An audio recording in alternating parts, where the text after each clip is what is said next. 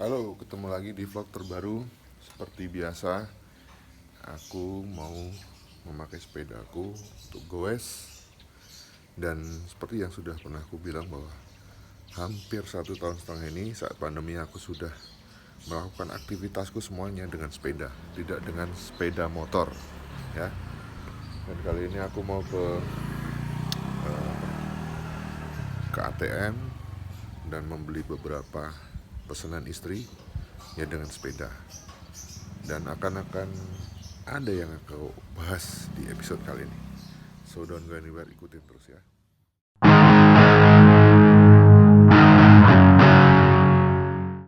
Jangan lupa pakai masker.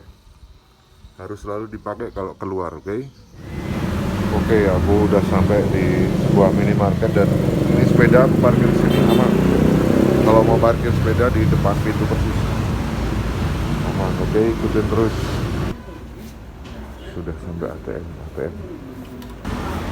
Aku nggak pernah membawa kantong plastik, biasanya pakai tas ransel atau di sini. Kurangin sampah plastik. Sekarang kita jalan lagi yuk, ikutin terus. Iya, menuju ke tempat satunya lagi. Ikutin terus. Habis lewat tanjakan, udah sampai komplek nanjak sana. Jadi ikutin terus. Di vlog kali ini aku akan membahas salah satu kejadian kemarin yang mungkin kejadian tentang sepeda yang dirasa nggak enak ya.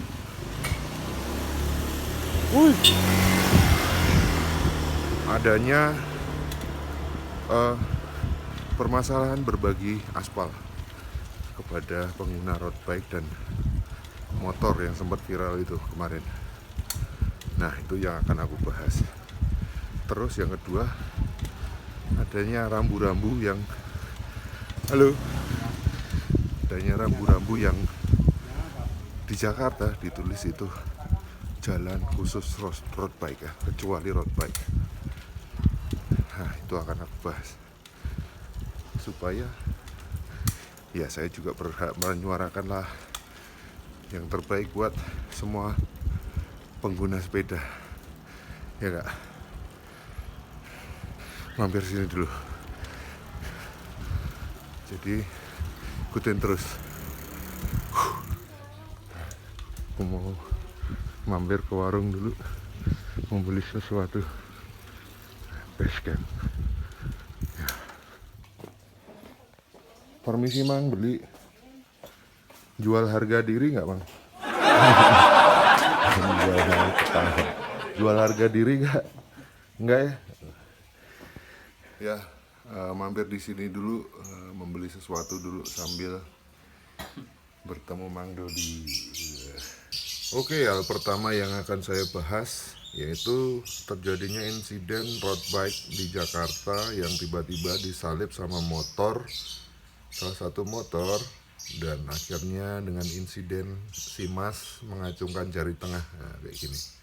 Itu viral di media sosial dan kalau dari penilaianku pribadi sih, ya menurutku satu, road bike di foto itu dia memenuhi jalan dan para pengguna jalan lain itu tidak bisa lewat. Ya salah satunya Mas ini mungkin masih bisa lewat, mungkin bisa jadi Masnya juga kesel, mungkin masih ada celah lewat juga sebenarnya. Tapi dalam hal ini saya cuma berusaha netral ya, tidak memperkeruh atau apapun. Tetapi alangkah baiknya ketika memang di foto itu, kalau saja road bike itu, gerombolan road bike itu, mereka mengular dengan soft 1 garis atau 2 garis lah minimal, itu mungkin tidak akan terjadi insiden seperti itu dan si Masnya atau pengguna jalan lain juga akan leluasa lewat. Nah, ini pentingnya kita harus share road ya, atau berbagi aspal. Jadi memang kita berada di bahu kiri sebenarnya, bahu kiri jalan. Nggak tahu ya kalau di Jakarta itu terletak di bahu kanan atau di bahu kiri untuk para pesepeda ini, saya nggak tahu karena sudah lama saya tidak di Jakarta lagi. Dan yang pasti kalau saya nalar, semua kendaraan yang tidak bermesin sebenarnya di kiri. Yaitu beda jalan, bisa jadi beda aturan juga. Saya juga nggak tahu. Yang jelas di foto itu kalau ngomong siapa yang salah, ya yang menuin jalan yang salah, karena memang masih bisa mengular atau stop 1 garis atau 2 garis. Nah, semoga ya ternyata masalah mungkin udah selesai ya, sudah dingin. Ya semoga itu tidak terjadi lagi gitu. Dan sekarang akan saya bahas ke yang kedua. Yang kedua, kemarin aku melihat postingan temen yang dimana dia repost. Di situ ada video yang menggambarkan seorang pria mencopot rambu-rambu yang bertuliskan dilarang lewat jalur ini kecuali road bike, kalau nggak salah seperti itu. Tetapi di situ kerumunan banyak orang yang sedang beramai-ramai bersorak-sorai setelah satu pria ini menurunkan rambu-rambu tersebut. Nah, ini kalau saya teliti, ini sepertinya jalur sepeda yang dibikin oleh Gubernur DKI kalau nggak salah ya. Waktu itu kalau nggak salah di berita dia membuat jalur sepeda khusus road bike kalau nggak salah. Gitu. Jadi mungkin yang rambu-rambu yang dicopot itu memang rambu-rambu jalur sepeda khusus road bike. Nah, mungkin pengkhususannya di sini, sekali lagi aku akan netral. Pengkhususannya mungkin nanaknya kenapa dibikin jalur khusus sepeda road bike.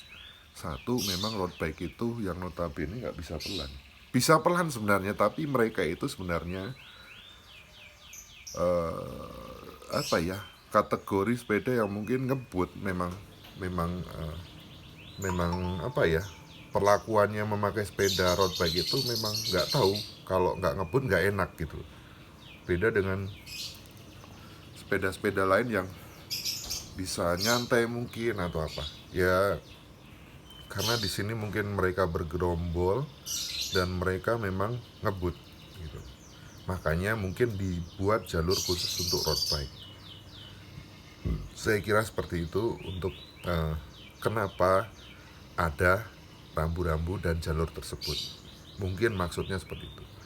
Nah, sekarang kita melihat dari sisi angle yang lain atau untuk keseluruhan. Ketika di jalan Jakarta dibikin sebuah track buat road bike, dan itu jelas-jelas ditulisin ya itu tidak bisa lewat kecuali road bike. Sebenarnya itu agak nggak adil menurutku, karena jalur sepedanya bisa jadi jalur sepeda yang lainnya di bahu kiri mungkin tidak terfasilitasi dengan bagus, mungkin ya. Sekali lagi karena saya tidak tinggal di Jakarta, nanti biar teman-teman yang lihat video ini yang bisa menjelaskan ya, yang mungkin yang tinggal di Jakarta bisa mengkompliti video ini atau bisa komen di bawah video ini. Nah, menurutku itu sehingga protes itu muncul dan terjadilah insiden pencopotan rambu-rambu tersebut gitu. Atau dianggapnya dari khalayak yang tidak memiliki road bike itu sebuah diskriminasi, bahwa ya semua jalan itu milik bersama, semuanya bayar pajak, dan seharusnya kalau ditanya yang siapa yang salah, ya bukan penggunanya yang salah, mungkin pemerintahnya yang tidak bisa memfasilitasi jalur sepeda semuanya. Misalnya ya jalur road bike sendiri ada, jalur sepeda yang umumnya ada, jalur motor mobil juga jelas pasti ada gitu kan. Jadi gimana caranya memilah jalan besar yang di Jakarta itu bisa untuk share semuanya jadi adil. Nah, mungkin dengan rambu-rambu seperti itu mungkin dinilai diskriminasi atau terjadinya ketimpangan sosial, kecemburuan sosial. Loh, kok road bike doang yang boleh lewat gitu kan. Dan mungkin banyak faktor lainnya yang membuat iri, misalnya yang jalur road bike itu mulus, halus gitu kan. Terus yang jalur bahu kiri masih ada yang cacat, ada yang bolong, ada yang rusak misalnya. Itu kan bisa menjadi kecemburuan juga. Karena kalau secara teknis ban sepeda road bike itu memang khusus untuk aspal yang bagus. Kalau memang aspal yang jelek sebenarnya memang merusak ban dan mungkin velgnya ya, rimnya ya gitu. Banyak pertimbangan dan solusinya gimana ya, itu seperti yang saya bilang, kalau bisa pemerintah yang memfasilitasi semuanya gitu loh, biar tidak terjadi diskriminasi atau kecemburuan sosial ini. Bukan gitu Son, ya kan? Fenomena yang saya analisa, saya ini suka menganalisa. Jadi seperti ini, akhirnya terjadi strata sosial di mana pengkotak-kotakan itu sebenarnya bukan aliran ya, tetapi pengkotak-kotakan dari jenis barang dan harga aja sudah terlihat kental di Indonesia ini. Ini menjadi sebuah fenomena. Nah, akhirnya sekarang kita berbicara sepeda. Begitu juga dengan sepeda. Awal aku membeli Pacific Norris dulu, pertama kali keluar 2.0. Aku masih ingat, harga masih murah, 2,8 kalau nggak salah aku beli. Ya, aku beli dengan harga segitu, dengan spek sepeda yang kayak gini, wah pada zaman itu. Nah, seiring dengan waktu, terus berkembang sepeda itu, terus persaingan merek, persaingan fasilitas spek itu, akhirnya aku sudah pernah di vlogku ini bilang bahwa jangan sampai di kota-kotakan. Sepeda ya sepeda, goes apa aja, apapun sepedamu gitu loh. Mau upgrade, mau nggak di upgrade, mau standaran, mau sepeda jelek, mau sepeda lama, ya yang penting bersepeda gitu. Bukan di mereknya, bukan di upgrade-nya, bukan di hype-nya, tetapi memang masyarakat itu selalu mempunyai karakteristik masing-masing.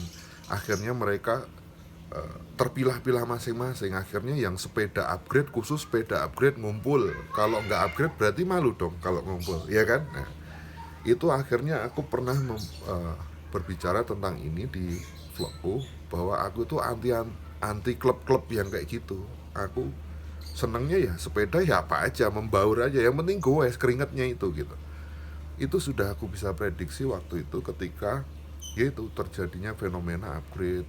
Terus setelah sepeda lipat itu booming, akhirnya Brompton itulah yang salah satu merek yang kelas atas ya, yang menjadi penyekat akhirnya. Jadi muncullah ketika orang, interpretasi orang ya, ketika orang memakai Brompton itu orang kaya.